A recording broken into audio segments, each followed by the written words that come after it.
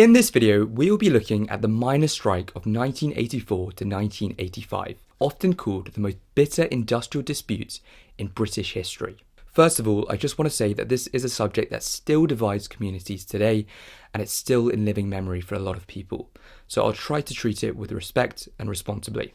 First of all, let's just start with a bit of background knowledge. If you watched the video on the 1926 general strike, you may remember that it all started with the miners, who were having their wages cut and being forced to work longer hours by the mine owners. But after the Second World War, the coal industry in Britain was nationalised, which meant that the mines were taken over by the government instead of private owners. Coal mining was a massive employer in Britain, and the mining union had built up its strength over the decades. The miners' strikes of 1972 and 1974 forced huge concessions from the government, and the Conservative Prime Minister Edward Heath called an election under the pretence, who governs Britain? Is it the government or is it the unions? Well, it didn't quite work out the way Heath wanted, and he ended up losing the election. Even the Labour Party, who were traditionally more allied with the unions, were having problems with controlling them. The unions had developed real political power in Britain, which was a problem for the government.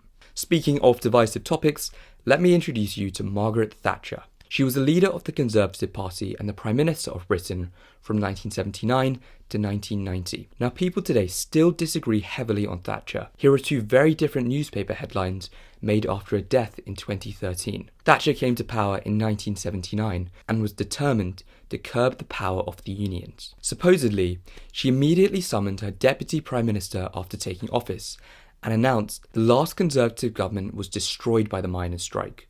We'll have another and will win. The National Union of Mine Workers, the NUM, was led by Arthur Scargill, who said in 1983, "The politics of this government are clear: to destroy the coal industry and the National Union of Mine Workers." The stage was set for a fiery confrontation between the government and the miners. The mining industry in Britain employed nearly 250,000 people. It powered around 1/3 of all British electricity, and when the miners had previously gone on strike in the 70s, it had caused massive power cuts and blackouts and destabilised the government. But the industry as a whole was struggling due to rising costs and cheap coal from abroad, and this meant that the government claimed that the state was losing £275 million per year in funding the mines. So there were serious political as well as economic causes. Unlike the 1926 strike, it wasn't about pay or hours, it was about the jobs and the future of the mining industry. In many towns, the mines were the main employer and shaped local life. NUM campaigners adopted slogans such as "close a pit,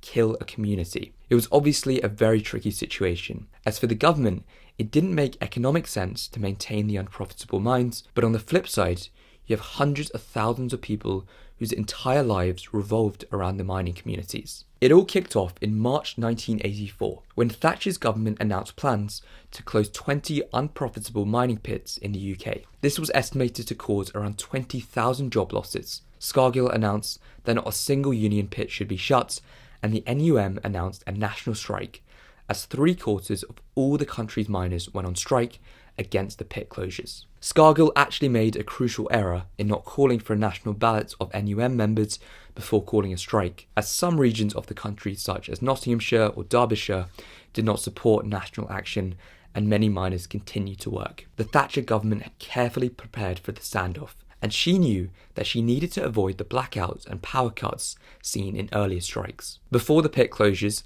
the government had stockpiled 6 months' worth of coal reserves at power stations, and some stations were converted to use oil instead of coal. The government also dealt with other unions separately, making sure that there was no larger strike across the entire economy. And so the miners fought alone for over a year. Striking miners gave up their wages and were not eligible for benefits. This meant that they had to rely on their savings or donations from other families. Communities organised huge support networks, such as women's groups, food kitchens, and fundraising drives to keep families going through the difficult times. The police were also brought in by the government, and the strike was often characterised by violence between the strikers and the police. The most famous was the Battle of Orgreave in June 1948. Over 120 miners and police officers were injured in the violence, and the images from South Yorkshire shocked the country. After nearly a year of industrial action, the NUM's national leadership voted to call off the strike in March 1985. Many miners returned to work,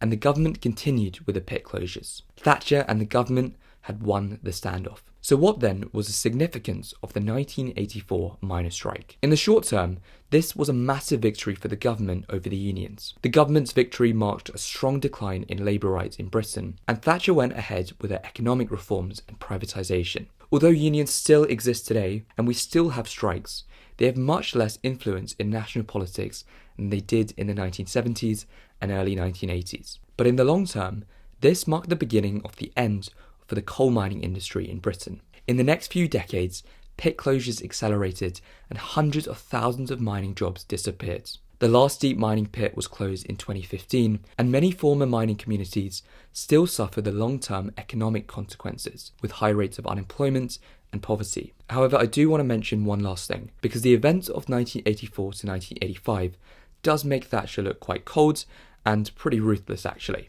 Advocates for Thatcher will say that the unions did actually have too much power and she was right for doing this. They may also argue that this is just one chapter of her story of over a decade in power. Across the next 2 decades, the UK did see strong economic growth. Some regions of the country have experienced the benefits of this growth more than others, and some regions have been left behind, which has worsened inequality. As I said, Thatcher is still incredibly divisive, and historians still debate Thatcher and her policies. That's all for this video, and in the last video on the course, we will look at minority rights and race relations in Britain after the Second World War. See you then.